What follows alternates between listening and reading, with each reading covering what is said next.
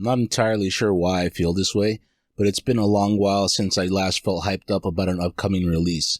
It could be because I've more or less been on a movie watching break since late last year, or there haven't been great movies that have managed to grab my attention.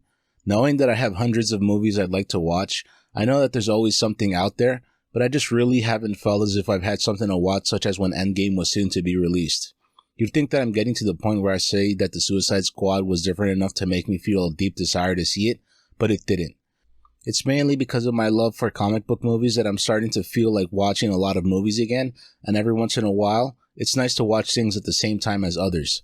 I was aware of the fact that this version of the Suicide Squad would be different, but at this point, it's getting harder for comic book movies to stand out. That's especially true due to the fact that it's a James Gunn movie. That's not meant as an insult. What I mean is that if you've seen Guardians of the Galaxy 1 and 2, you more or less know what you're getting into when you decide to watch a James Gunn movie. A filmmaker being distinct enough to the point where simply bringing up their name gives you an idea of what to expect is something everyone isn't capable of, but if you're starting to feel fatigued with the last decade plus worth of comic book movies, that's not always a good thing. Movies don't have to be unique to be considered good, but when it's a movie based on a genre that's been really heavily utilized, you start to want to expect more. Don't get me wrong, I definitely enjoyed this movie in Guardians of the Galaxy 1 and 2, but nowadays I generally prefer comic book movies such as Logan. The point isn't to make comic book movies that are ultra dark or strict dramas, but the 90% haha/10% serious movies aren't new and they may be a bit overdone. I realize how I may be coming off by starting off in such a way, but in the end, I enjoyed the Suicide Squad. From the start, the Johnny Cash music made me think that I was in for a fun ride. It's not because Johnny Cash is party music, but because this choice of music contrasts with this kind of movie. It's because it was a bit unexpected and it was a good way of letting me know what was to come. Long before this movie was released, it was made clear that this was going to be something entirely different from the first Suicide Squad movie. It's mainly because that one wasn't as successful as some hoped it'd be, but also because this is more or less a reboot of Suicide Squad. At the same time, I enjoyed how the Suicide Squad was quick to the chase.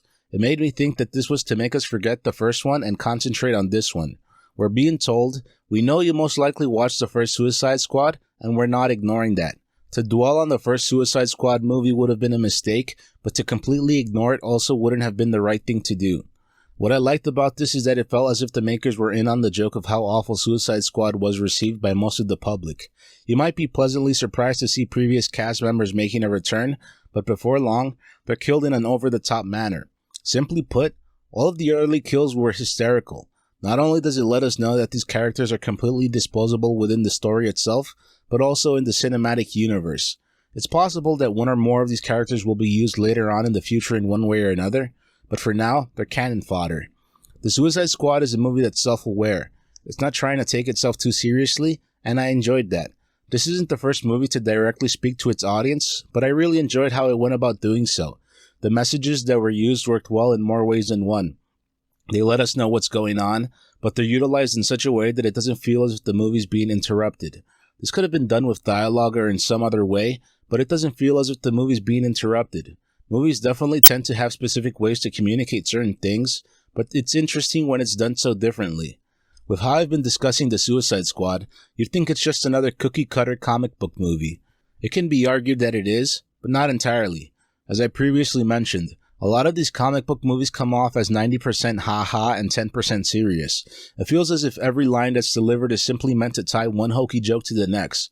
It's due to this that I was surprised to see that there were multiple scenes that created a contrast between the over-the-top violence that showcased throughout the bulk of this movie. I'm sure that describing some scenes within a comic book movie as heartwarming may come off as strange, but that's how they came off to me. In particular, it was while Ratcatcher discussed her origins and her love for her father. The King Shark aquarium scene also worked in a similar fashion, to a degree, but I really enjoyed what was done with this Ratcatcher scene. It stood out to me because it was delivered in a very believable way. What I mean is that trying to balance extremely different tones within a movie such as this one isn't easy. If it's done in a poor manner, the result is usually a mess that makes the movie suffer. Being able to do this well says a lot of the filmmaker responsible for doing so. There weren't too many of these heartwarming scenes, but there definitely were a few others that stood out thanks to how visually stunning they were. I didn't go into watching this movie thinking that I'd have to watch it on the largest screen possible, but a few scenes definitely left me wishing I had been able to do so. One that really stood out to me for this reason was when Harley Quinn jumped inside Starro's eye. I'm sure that the point of this scene was to leave you marveling at its impressive visuals, which is why it took its time to let you take in what was being shown. On that note, it's worth discussing the main members of the Suicide Squad. For the most part, they all stand out in one way or another. I'm sure that some were better received than others, depending on your interests, but at no point was I left thinking that some needed more screen time than the others. In particular, I really enjoyed Ratcatcher and Bloodsport. It's not only because I thought they were interesting characters, but also because they came off as the most normal ones. With a movie such as this one that makes use of a bunch of weirdos, to be normal is to stand out. Don't get me wrong, I'm not trying to say that I didn't enjoy some of the more over-the-top characters. I definitely did, but it was easy to take them for granted when their actions took up a great portion of the Suicide Squad. The last few DC movies have pretty much felt like Harley Quinn showcases. I guess it depends on your point of view as to whether or not that's good, but at this point it's take it or leave it. I definitely do enjoy Margot Robbie as Harley, but at times I was left thinking that some of her scenes lasted longer than they needed to be. I get that this is most likely due to her being the star, but it caught my attention for the wrong reason. With these movies, you more or less know what to expect from them. It's for this reason that a surprise or two are appreciated. I bring this up because I really enjoyed the Taika Waititi cameo. It's not only because I enjoy his movies and acting, but also because it's outrageous to see him as a derelict Pied Piper-like character. This added to the movie without coming off as forced or unnecessary. I kind of feel as if my thoughts in regards to the Suicide Squad are a bit all over the place. On one hand, I'm beginning to get tired of comic book movies that feel as if they're factory made.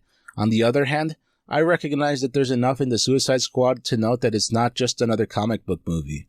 I wouldn't go so far as to say that it's the kind of comic book movie that I'll be rewatching on a regular basis for years to come, such as the Dark Knight trilogy, but it's for sure one of the better DCEU movies to be released.